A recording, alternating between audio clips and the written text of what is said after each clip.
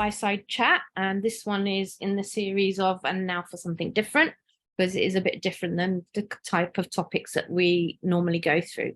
So I'm going to introduce you to Arjun. He is going to go through some of his spiritual experiences from the past, some of his not so great experiences, and how that's led him to NLP and life coaching, and how he's used that, or how we can use some of those methods to improve our meditation, to improve our focus, to look at how we want to improve personal transformation, what kind of things we looking to do, and what kind of things can NLP and life coaching give us. In a nutshell, he'll give us a few things we can literally take away from today and start applying straight away. Arjun is my younger brother, considerably younger than me, and considerably wiser than me. He has 3 older sisters, myself, like direct sister, and 2 cousins. And whenever we meet, the only thing we ever say is he's such a wise old soul. And he has talked me down from some pretty bad places, and so I encourage you to pay attention to some of what he says. He is genuinely my little wise old soul brother. So I'm going to hand over to you, Arjun, if you can tell us about some of your spiritual experiences, because you haven't done what most of us have done, and that's had meditations and had experiences through that. Yours were quite spontaneous and random, and not necessarily linked to anything you were doing, but you do have a history, a spiritual history. So yeah, we'd love to hear about that. I'm gonna hand over to you. Sure thing. So I think I learned a few things there. I didn't know that you guys speak about me ever. So yeah, obviously we grew up and Dad was always quite religious, and we used to go to these groups and learn about the Gita and Mahabharata, and all of these sort of stories and epics from India were always a big part of us growing up. Obviously being named Arjun and my second name being Madhav, which is one of Krishna's names, I think gave me a little God complex when I was younger, and I thought, that's the level that I have to live up to in some way. And I was always really interested in that, in those conversations when Dad would be doing speeches or lectures somewhere. I would love to just sit and listen. Whenever we went somewhere and there was somewhere else where we could watch these things, it was amazing to do from a really young age. And then from maybe when I was like a young teenager, and you started taking me to a few courses and Reiki, and then like Dikshas and different oneness blessing. Yeah. I think we did some Kundalini as well. We did loads of these different sort of energetic and healing type things. And I think when I was very young, I was really open to all of that. I had an amazing time doing it. And I think I had some experiences off of that, which perhaps I wasn't ready for or aware of what was going on. And some of them kind of scared me, and some of them sort of led me further into doing some of these bits. One in particular, I can't remember if it was the Diksha or perhaps a Kundalini that we went to, where they had told me that, over the next few weeks, you might start experiencing some stuff and things will be happening. And the thing that I remember really happening for quite a while was this sort of experience that, and I must have been sort of a mid-teenager at this point, but I started feeling like I was experiencing death at different points. I had these really vivid dreams and these really vivid daydreams as well, where it felt like I was just going through different motions of dying in different ways. And one that really always stuck out to me was, I think we were in a car somewhere and driving home, and I had this feeling like there was something with my leg, and I was on my way out, and then someone opened a door, and I immediately snapped into being just completely normal, nothing wrong with my legs, and I was fine. And it was this really strange experience, because I wasn't it kind of made me think like, oh, okay, it's all just in my head. There's nothing really going on. It's, you know, I'm just an overactive imagination or something. And then they sort of started to stop, because I went from being kind of open to that to just really praying that whatever this thing was would stop, because I was terrified. Oh. And I just really wanted it to, whatever it was, to just please stop happening. Well, I didn't know that. Yeah, and it stopped. I stopped experiencing that after a while, and we still went to other courses and did other energy work, and I could feel energy moving, and sometimes the teacher would come up to me and say like, oh, you're really doing it well, and I'm like, am I? Oh wow, brilliant. Who knew? But I've always felt some strong connection to that spiritual side of myself, and to the world around me. And then yeah, I started having these really, and I started calling them sort of spontaneous spirituality things, where I would be going about my life normally, and I'd maybe sit down, and not necessarily sit to meditate per se, but sit down and just try and be calm, and to focus on my breathing for a while, and not really aiming to do anything, but just center myself in some way. And I had a number of these experiences in different places, where I started feeling like I was so connected with the things around me, that like one of the ones that really sticks out is I was at a lunch, and I went out to go and sit in the park in central London somewhere, and I started doing this breathing, and as I closed my eyes, it's as if the world around me reverted to like a long time before, where it was just trees and nature everywhere, and then I sort of slowly saw things build up. And it was this really surreal experience, because I just finished lunch and just came out to sit and just try and be calm in the park, and had this immensely visual experience. And yeah, I mean, it was absolutely amazing. I tried to write down a few, because I wasn't sure what to speak about and what not to on this. So that was one. Then I had another one where I was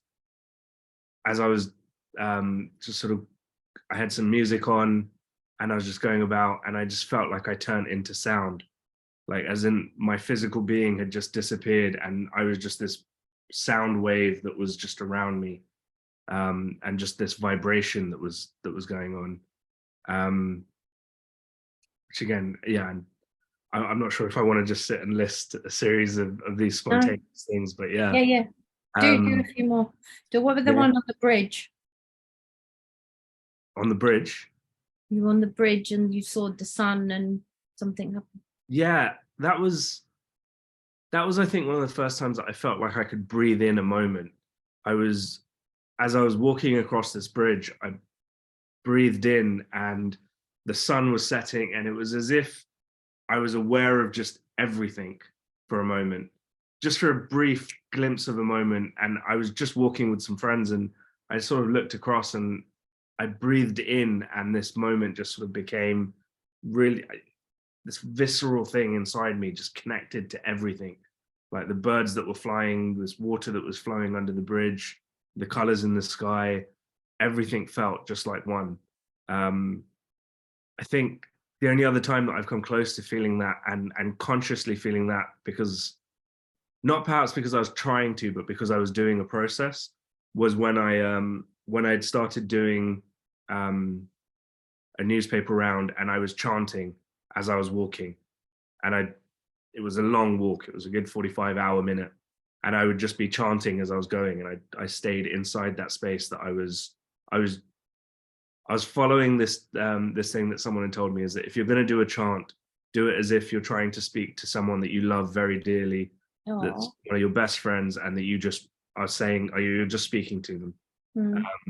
And so I went for maybe a week or so. I was doing that, and I think I remember running home to you and sort of going, dude, we should just meditate. Yeah, we should just chant. We should just chant. And then we did it one day, and that's it. Yeah. No, I did it a little bit whilst I was doing that. And then when I stopped doing the paper round, I think I stopped. I wasn't up that early in the morning anymore. That was sort of, probably that Brahma Muhurta type time, where it's like 4:30 till 5 when you wake up and get out. And start doing those paper rounds and are out walking. And I was definitely connected in that time. And when I stopped that process, I think that discipline of being out and doing it, it very much changed. But yeah, then we also went and did some Reiki, which was really, really something. It was the first time that I went was with you. But then I had another time where I went on an NLP course and I met this guy who was a Reiki master, and he was doing sort of alignments with people and just sort of introducing them to Reiki. So I went down and we did these healings for each other. And I remember putting my hands on someone and feeling this discomfort in my body, and not really knowing what it was. But then it turned out that it was this thing that they had been feeling. And then when they explained that they had an operation and that it was almost word for word what I had been experiencing as I was doing it. And I've had a few times where I've done Reiki for people, whether it's in person or on a distance, and either they've said, oh yeah, that's what I've been experiencing, or I've explained this sort of really weird visual that's happened, almost like a dream like state, where I've then explained to them, look, this is, I had this dream that you were a child and you were stuck in this situation and there was something that was happening around you. And she was like, oh, I don't really understand that. I don't see it. And then she called me like 2 days later and she went, just a little while after we spoke, I just burst out crying and something just aligned, and I don't know what's happened, but I feel very different from before. It's a really interesting experience, and I think partially because maybe when I was younger and I had that thing where I snapped myself out of this feeling, or someone opened the car door and I snapped out of this feeling. I wasn't for a long time very trusting of those types of experiences. I've always been quite analytical and critical about it. And I think that's been part of my journey, and I've kind of enjoyed it as well. It led me very much towards NLP and a few other bits. And I think the NLP helped me kind of understand some of that side as well. So in terms of how and when the NLP sort of came into my life, it was perhaps a little while after university. I started working for this place in London, and I woke up one morning just paralyzed, not really able to move, barely able to control even blinking. I just, the light was in my eyes and it was hurting, and then my eyes shut and I was awake, but I couldn't move myself around or do very much. And I think, my mum came in to check on me, and she probably thought I was just being a lazy 20-something and refusing to wake up. And then she kept trying to get me to move, and I wasn't able to. So then, you all carried me to the A&E. Yeah. They took some blood, and I ended up staying in the hospital for I think 9 days altogether. 8 or 9 days I was in the hospital, and kept going through these phases where I would just be paralyzed for a period of time, and it seemed to fade away, and I'd come back and I'd be a bit weak and not really able to do so much, but able to move at least, and having my full function. But they didn't seem to have any idea as to what was going on. They did CTs, they did scans, they put me in MRI machines, they did a full range of blood tests multiple times, spinal taps. I remember them trying to do spinal taps, and I went into one of these phases where I kind of just I went limp, and they had tried a few, like the lady that was doing it, I don't know, probably not enough practice, but she was using me like a pincushion, and I went down, and I remember everything around me suddenly changing, like the doctor's tone, the nurses, someone shouting for oxygen, them needing to put in a few more lines so that they could have access to being able to either get my blood or put things in if they needed to. Yeah. and I was conscious and calm. Because at this point, I think I'd had 5 or 6 days of going into this state and realizing that, all right, I'm just here.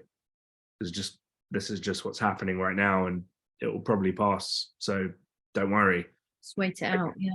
Yeah, and it was strange because I couldn't tell anyone. I couldn't tell the doctor or the nurses that I could see it started hustling around me, like, you know, don't worry, like whatever it is, I know it's happening. It will happen. Like, I don't think I've passed out because of the spinal thing. I think, you know, it's just whatever's been happening for the past few days. And don't freak out was kind of what was going on in my mind. And I ended up going to some neurologists. I went to the ones that were local. I went to some up in central London, and they just didn't really have an answer as to what was going on. I got given this diagnosis of having migraines that presented with auras. And the way that my aura was presenting, it's what they called it, not auras as in seeing things the way that perhaps some people might take it, but is the aura was presenting as a form of paralysis where I just wasn't able to move. And they told me that they knew that things like this happened to people, but they didn't really have an idea as to why. They couldn't give me anything in particular that was going to help. And the closest thing that they could give me was some medication that would take my migraines away. And I was getting headaches and stuff quite a lot then as well. But that would take my migraines away and just leave me with headaches. And I remember just being really, really dissatisfied with being told, okay, yeah, you know, instead of being kicked in the head by a horse, you're just going to get kicked in the head by a donkey. Like, it's going to be different, but the same. And I think also around the same time, I was probably emotionally going through quite a lot. I know that when I was younger, I got quite this guilt complex of feeling guilty about a whole lot of stuff. Felt guilty that I was born so much later than my sort of older siblings, and that I'm, you know, I think at some point some child must have said, "Oh, you're a mistake," you know, and I think that stuck with me for some period of time. And No way. I had this thing that, oh, you know, part of the reason that, you know, dad has to work so much and mum and dad have to have the shop open, and, you know, maybe emotional issues and whatever else is going on around is just because I was a mistake and I was born too late and I shouldn't even have been. Seriously? Yeah. I did. Oh, you family stuff, but you do know it was the complete opposite. Yeah, and that's the thing is it took me a while. I think around that time when they told me that they didn't have anything for me, I started looking at what else could be going on, and you know, where is all of this coming from, and how is it? And I went to this NLP like one day thing where they had Richard Bandler, one of the guys that created NLP, and a man named John Laval who works with him, and has been working with him for a long time. And during that session, I sort of sat there and I took all of this stuff in that they were talking about, and I was like, wow, this is really interesting. I had found out about it because I was looking up what could cause headaches and other alternatives to, you know, normal medicine that I could use that might help.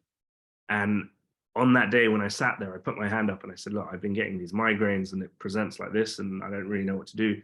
Can NLP help? And he went, and the guy, I quite remember his answer to me. It was very much, you know, if you come to this as if it's a prescriptive thing, as if I've got this and I want this and that's going to be the outcome, it's probably not the best approach to it.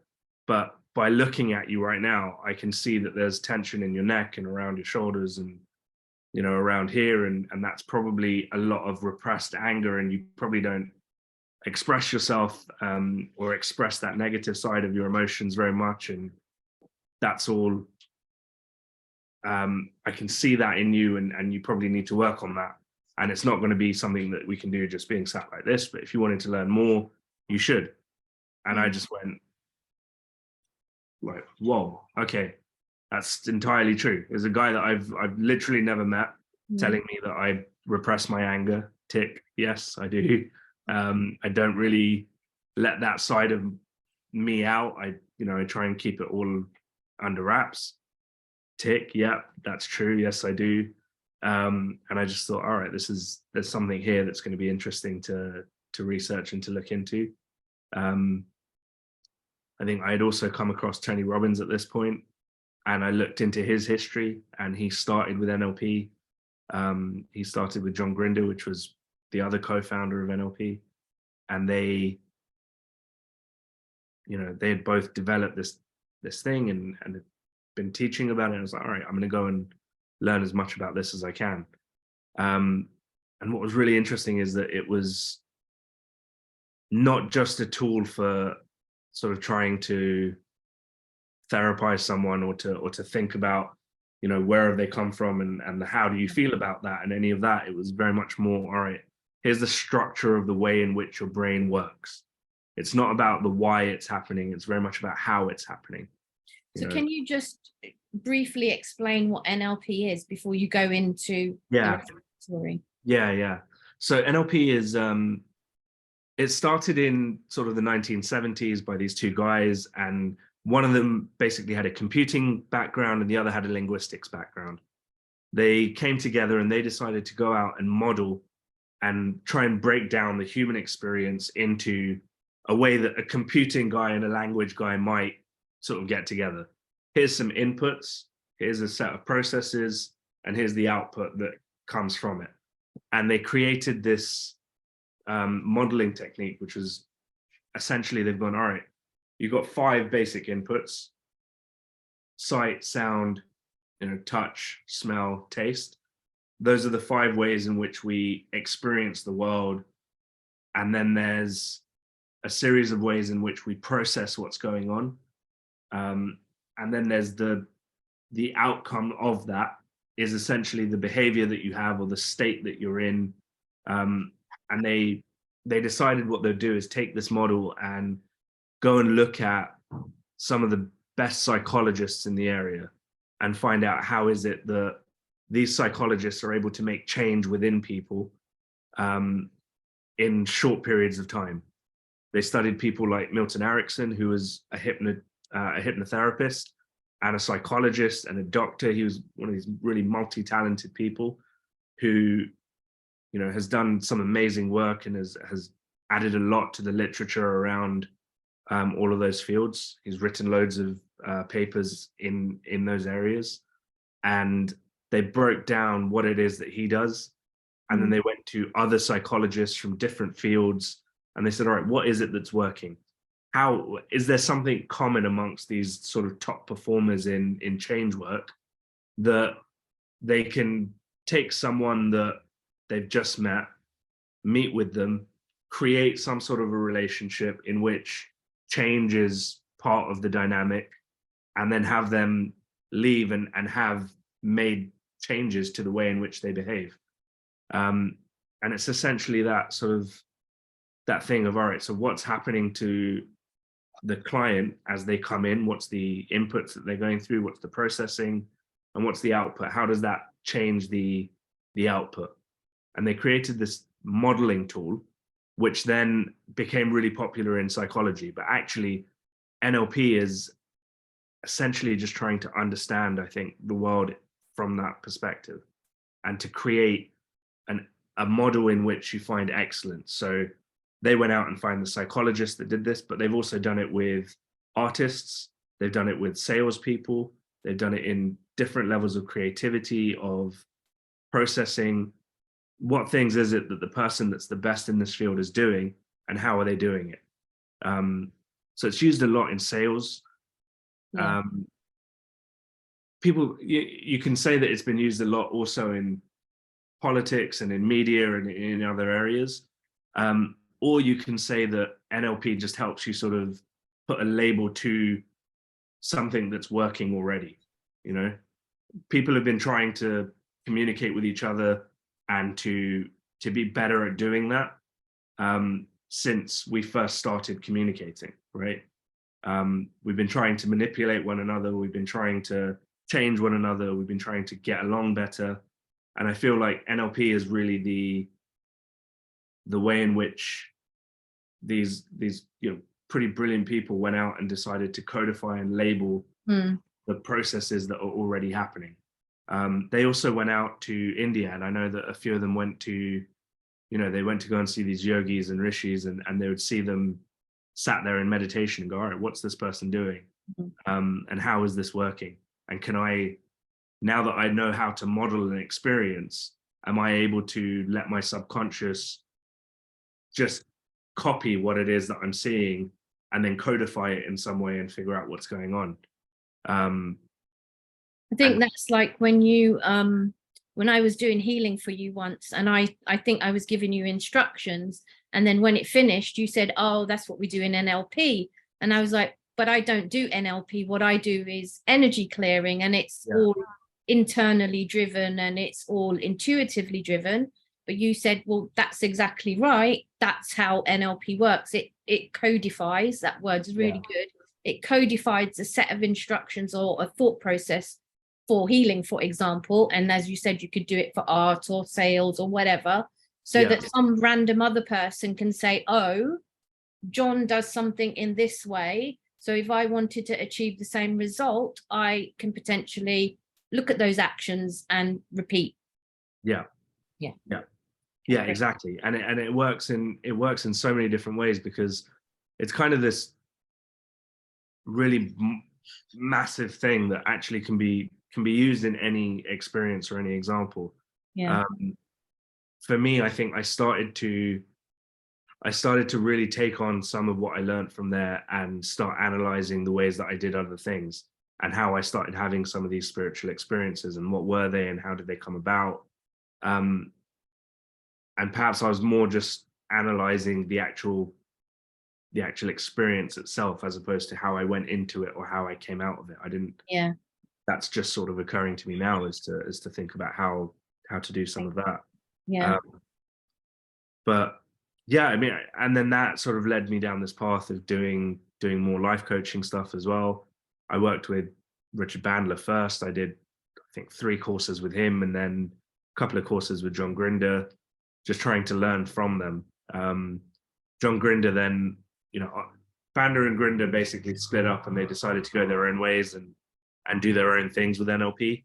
John Grinder went on to then create New Code NLP, in which he studied some slightly more stuff to do with the subconscious and the subconscious states of being that we're able to create and how to facilitate that.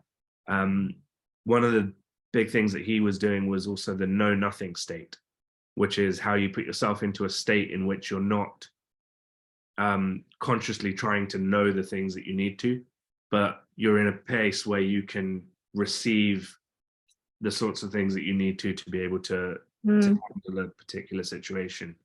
And there's some really powerful, wonderful things in the New Code world as well. But yeah. Sounds very spiritual, that does, becoming, getting into that place of know nothing. Yeah. Yeah, for sure. I think, again, I think it's again an issue of using that language from NLP to help you codify the experiences in different ways. And that's a large part of what we learned from doing those as well. And it wasn't framed in a spiritual way. No. But it doesn't mean that it can't be used in that context. Exactly. In the same way that, it can be used in other places. So yeah, I know that you wanted me to sort of speak about a few NLP techniques and stuff. Something that do that now, or should we talk about some more bits? So you also went to India, you did a yoga course? Yeah, that's right. So after I did sort of the NLP and from different people in different places, and did some life coaching with Tony Robbins, I've been through some of his online programs with Chloe Medanes, who was a student of Milton Erickson, and she kind of breaks down what Tony's doing and how that works. I spent a number of years doing a fair bit of that, and then went to India Well, actually, I went backpacking first. I went to Thailand. I decided I just wanted to go and travel for a while and see if I could just see how I would do if I was alone and I was traveling around and just had to figure out life and how I could maybe float on the breeze somewhere and travel around somewhat. Whilst we all panicked for 2.5 years about maybe brother's going to come back or not. Yeah. But yeah, I mean, yeah, it was an amazing time, amazing experience. I went through Thailand, Vietnam, Laos, Cambodia, Malaysia, Indonesia, down to Australia, and then off to India. And in almost every one of those places, I was out and traveling and being a backpacker. I was also going to monasteries and to temples and trying to find places to meditate or to sit and just to figure out what am I doing here in this world, on this planet, in this time. Am I, what's my direction in life? When I went to India, I signed up to a number of courses. I did a 1-month residential at a yoga course, which was, really zero to nothing for me because whilst I love the energy side and the philosophies and the theories, I'd never really had a structured routine of waking up at 4:30 a.m. and going down to start doing 8 hours worth of asanas and pranayam and then meditation and having to eat certain foods and, walk up a hill that was the only way to get to the place that I was going to every morning. And I wasn't physically in the condition really to manage that, but it was an amazing experience. I met a number of really sort of impressive people that had physically done so much, and they themselves put so much weight in the breathing techniques that they would do, in the pranayam that they would practice every day, in the meditation that they would do, and how that grounded them in the way in which they were physically going to start changing what they were doing and how they were feeling as well. Yeah. That really gave me a different, because again, like we sort of grew up with dad very much doing pranayam all the time. And I think it was, I probably took it for granted as to what this is. It's probably just something that my crazy old dad does. Like he sits there and he breathes. He's like, and that was his big thing. It was, wherever he was, whatever he was doing, he would sit and breathe. Yeah.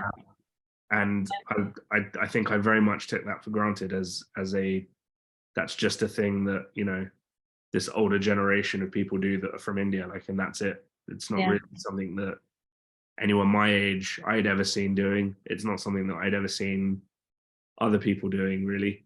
Yeah. And so when I met this group of people that were, really at the top of their physical game, who told me like, right, even if I'm sick and I'm not able to do anything else, I'm going to do an hour of pranayam every day. Like, no matter what happens, that's like my foundational brick upon which the rest of my health is dependent. So it gave me a different respect, I think, for a lot of the things that we grew up with, which was nice. I still probably don't do as much as I should. But I think that's always the way, right? What your parents do is something that you're going to 100% go in the opposite direction of. Rebel from something. Whatever it is. Yeah. Okay. So before we go into some of the sort of cheats that we can use for ourselves, can I just ask if there are any questions to do with NLP itself? And then Arjun can give us some ways in which things we can implement now. If you could put your hand up, because I can't see, or you can type it in the chat.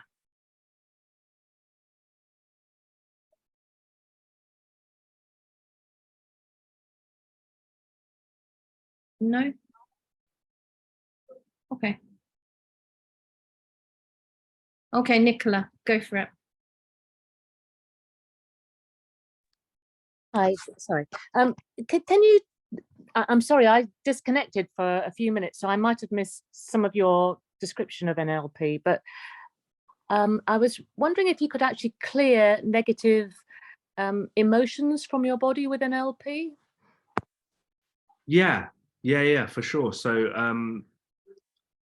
one of the ways in which you do that is to start looking at what are called modalities and submodalities. So with NLP, one of the ways in which you think about what people are, how people are experiencing things, as I said, are those 5 sort of input systems, and then you've got that processing that you're doing inside.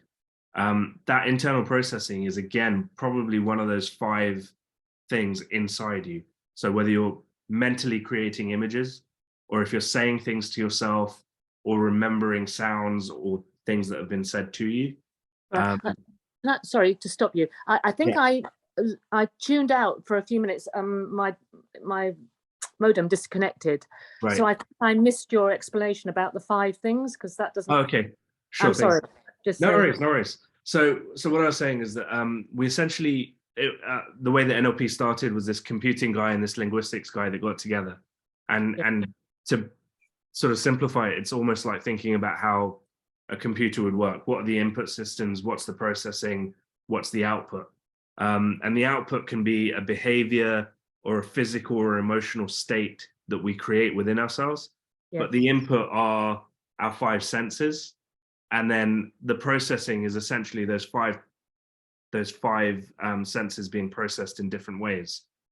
So visually, you can create visual images. And all of these things happen layered upon each other.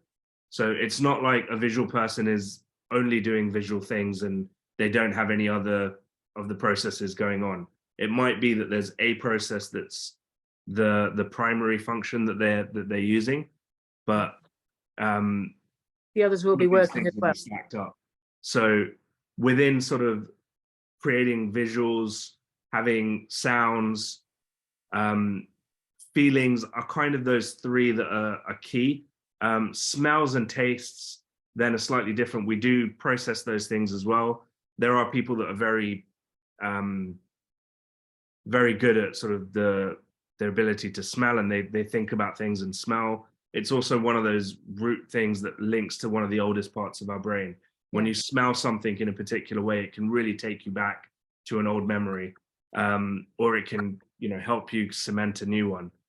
But with regards to how you would clear an emotion, for an emotion to exist inside your body, it has to start somewhere, move somewhere, and then find a way back to where it's starting, and kind of have this regenerative process. That's sort of one of the ways in which you think about how emotion and emotion moves through your body.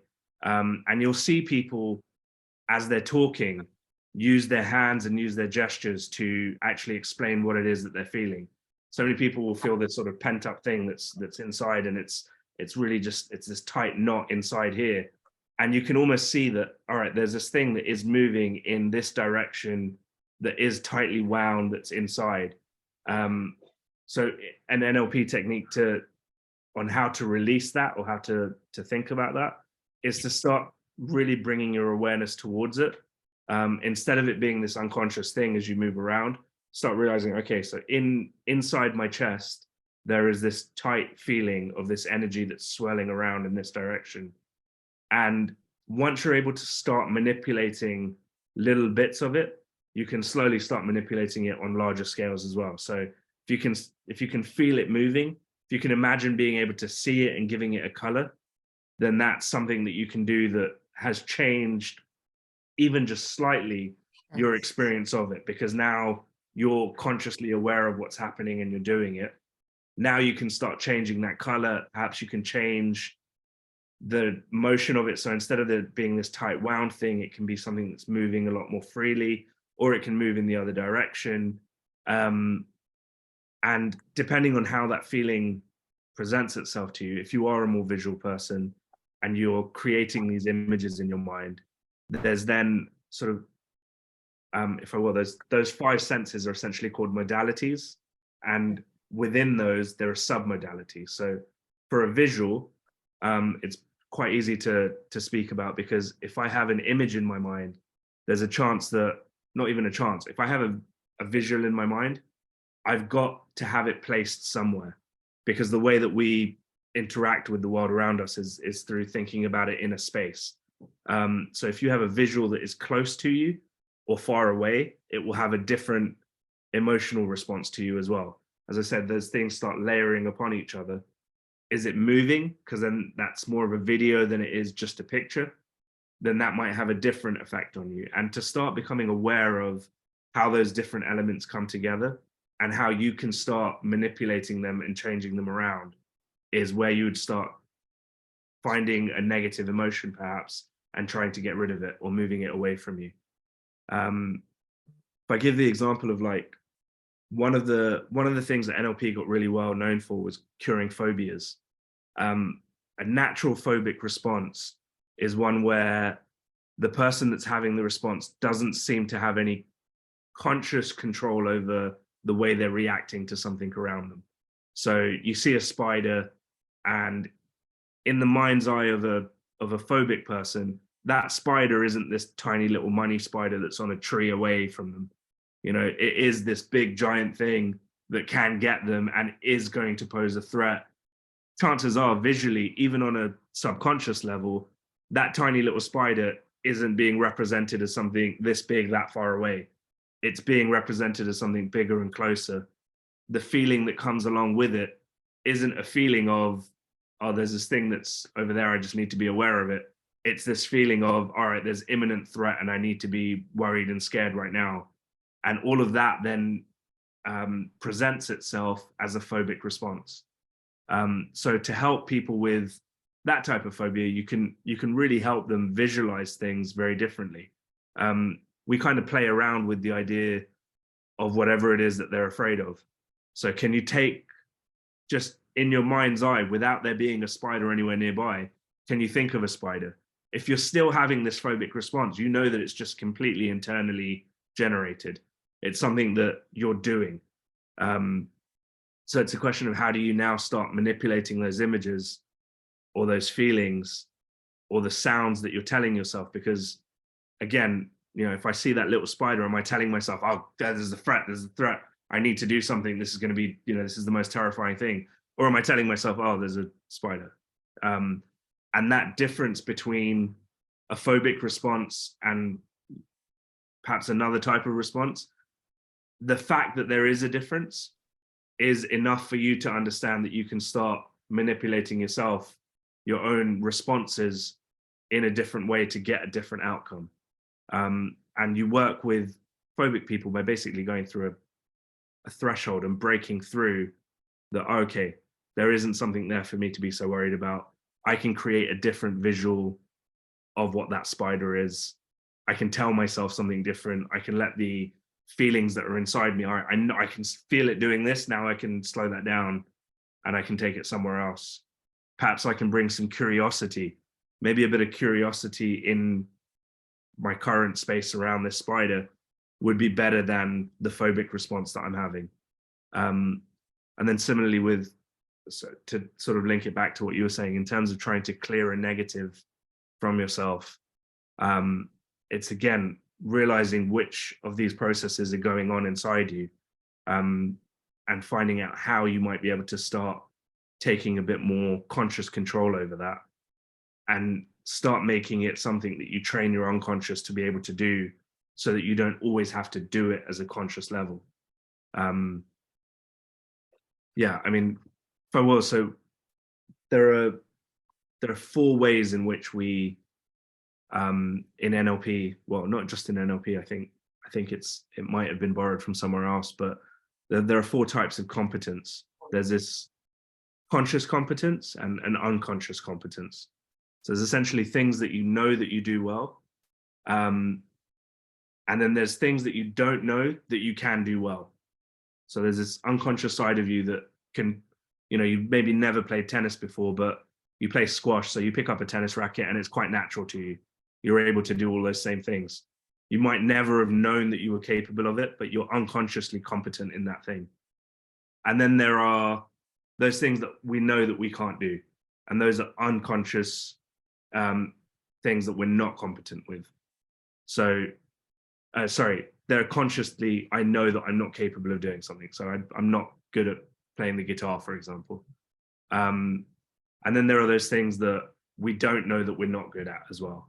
So there's sort of 4 areas. How much do you know something, and how competent are you able to do those? And within that sort of world of NLP, what we're looking to do is to take the things that we're unconsciously doing, become competent at consciously being able to manipulate that, and then return that to the subconscious and say, all right, we've got a new process now. You know, next time we see a spider, we're not going to freak out. We've got a new way of dealing with it. And now my unconscious can start sort of just taking the steering wheel with this and deciding that that's the way that we're going to start responding to these reactions. Or emotional states, or, you know, any other, you know, sort of fill in the blank really in terms of what we might be able to change. Yeah, sorry, I maybe ranted a bit too much there, but did that answer? Yeah. Yeah. I'm reading a book called The Emotion Code, and it's talking about removing blocked, trapped energy, and doing muscle testing to help you find places where you've got trapped energy.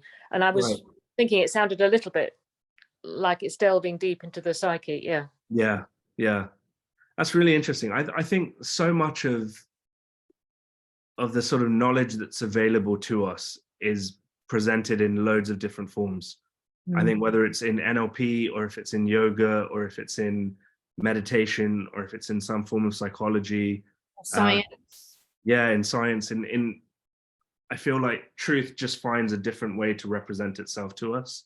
I heard this thing about the yogic process. The point of doing an asana is that you become so in tune with your body that when you're holding a position that is otherwise stressful, you're able to find which area of your body is holding that stress, and you consciously start thinking about how to release it.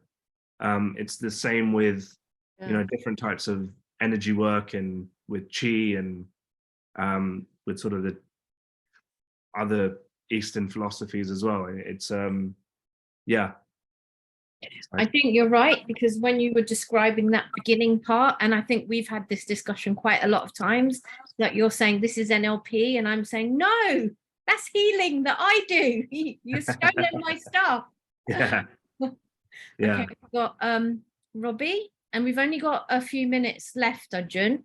What I think would be really nice if we can just do questions until the end, and then maybe bring you back next week, and we can go a little bit deeper into some of the tools that we can use for like personal development and stuff, if that's okay with you. Yeah. So Nicola, sorry, was that all of that? Yeah. Time. Thank you. No, that was great. Okay, Robbie. Thank you. You're up. Hello. Right. So I don't know if this is perhaps a naive and unrelated question, maybe, but I'm dreading. Is it tomorrow night, Mona? The 9-hour meditation marathon.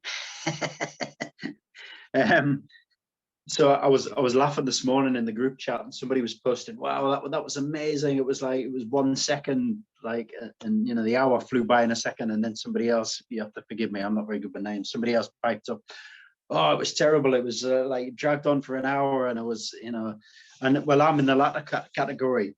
When I'm meditating, I quite often like have 20 minutes or half an hour where I sort of gradually get into the process, and then I really feel like I'm sort of starting to get a little bit deeper.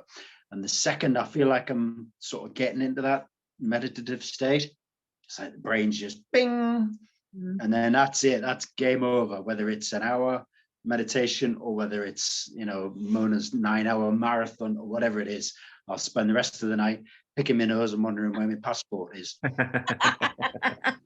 I'm just, and so I feel like I've got this sort of potential where I can get deeper when I'm meditating, but as soon as I reach that potential, the monkey wakes up and it's game over. I'm just wondering if, like, any help, any suggestions for those of us who may be in a similar boat, because I'm fairly sure I can't be the only one. Yeah. I mean, I think that there are a fair few things. So this perhaps does link a bit to what we were saying in terms of ways in which you can use NLP to help with meditation. But it sounds to me like, and I've had that same experience. I've had moments where I've been meditating and I'm like, all right, I'm going into a state, and it's like, okay, I'm doing it. Now I'm not doing it anymore because now I'm thinking about the fact that I'm doing it, and it's like, oh yeah, I'm out. I completely get that. In terms of what you can do is well, I say this as if I've mastered it myself or something, but in terms of some of the theory that I know that works, there's this concept of sort of reframing what you're doing so that you're changing the fact that your brain's turned on as being a negative to it just being another thing that's happening. And it's just something that you're aware that your brain is turned on and it's doing something, but you're not necessarily engaging with it. From sort of the NLP language perspective, it's sort of the difference between associating with your thoughts and disassociating with them. And it might not happen straight away, but to start practicing the fact that, all right, your brain does turn on and it is doing its thing, it doesn't mean that you have to be completely engaged in whatever thought it is that's going on.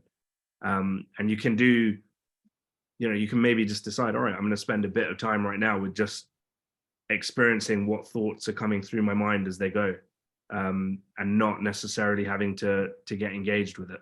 And I was nearly there, but and I think the other thing that's occurring to me is that I know that for myself, some of the best meditative and visual experiences and all of these things that I've had has been when I'm not looking for that. Mm-hmm. It's been when I've just decided, all right, all I'm doing is this process, whatever it is. I'm not here to try and get to a state. I'm not trying to have this visual thing. I'm not trying to play and surrender are the two sort of words that I try and but I think it sounds nice in theory.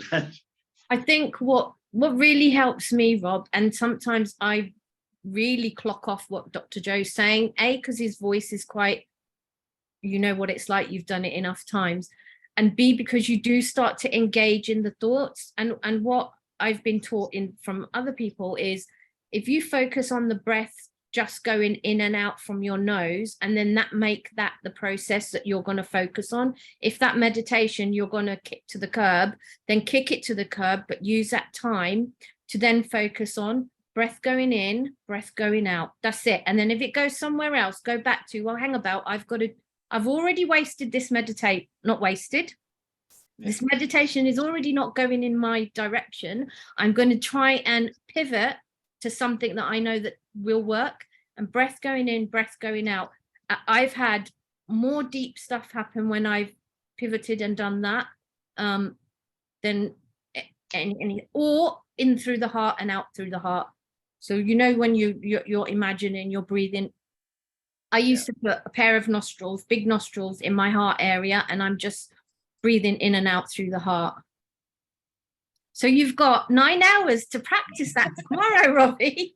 Woohoo! Can't wait. Yeah, I think some of the most profound things that happen to us happen as a byproduct of something else. Yeah. Not as a desire to seek that profound thing. Yeah. And I think that's part of the strategy that makes it effective for us, is that you're not expecting it, you're not hoping for it, you're not waiting for it. It's this thing that sort of strikes you, whether you phrase it as God or an experience or a meditative thing or anything else. It's that revelation of something that you weren't looking for, that you weren't predicting in some way or hoping to achieve. It's because you were doing something else. That other process that you were just being true to just gave this fruit of whatever it is that you might end up being happy with. Sorry, I don't know if we've got time, but can I end with one last story? One last story. This was I went to a Vipassana, and it was a a Vipassana is one of these 10-day silent retreats where, you know, I was in India at the time, and they wake you up again at 4:30 and you start meditating, and all you do all day is, it's called noble silence, where not only are you not to speak to other people, you're not to Look at them. communicate with them in any way, not body language, not visually, not like a little what's up, like none of that. You know, if you walk past someone, the expectation is that you bow your head and you pass each other like, you know, ships at night. You're aware that someone's there, but you're not acknowledging them. And some of the guy that was sort of facilitating the course, he brought us up to talk about not reacting to things. And as he was speaking, a fly came and sat on his face. And I remember just thinking, how are you not reacting right now? And this thing crawled around his face, and he acted like it wasn't even. And I remember I was mentally disturbed by the fact that there was a fly on his face. But then I went back and I was like, okay, I'm gonna sit and I'm not gonna move. Like, you know, my legs were going dead and my back was hurting and all of this. And I was just like, my process right now is that I'm here to not move. And they told me that, you know, if you really get into this space, you're going to start getting visual things and these things.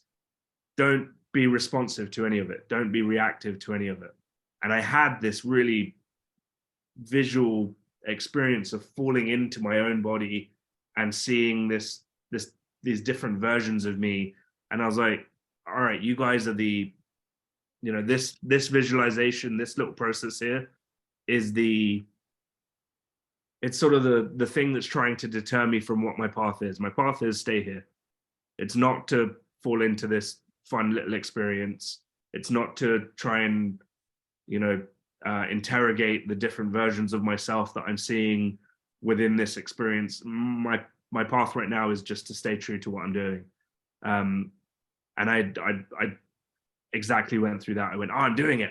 I'm not paying attention to these guys. And I went, I'm out of it again. All right, start again. And I think that there is a gain from that iteration of just continuing to do it. So 9 hours, good luck. I'm going to be interviewing Robbie at 9 o'clock in the morning tomorrow. How many times did you flip yourself out of your meditation, Rob? Perfect. Okay, Arjun, thank you so much for that. That was really good. And we didn't cover half of what we wanted to. So yes. I think next week we will do 3 or 4 things that will help. You know, I think you touched on some of them, but sure thing. I think that will be quite cool. Brilliant. Well, thank you all very much. I really, really appreciate it. Thanks for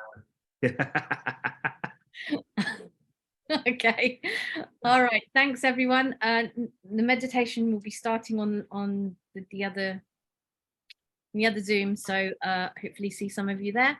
And Arjun, thank you very much. And everyone else, thank you very much for joining us today. Thank you. Thanks, Abby. Bye. Thanks, everybody.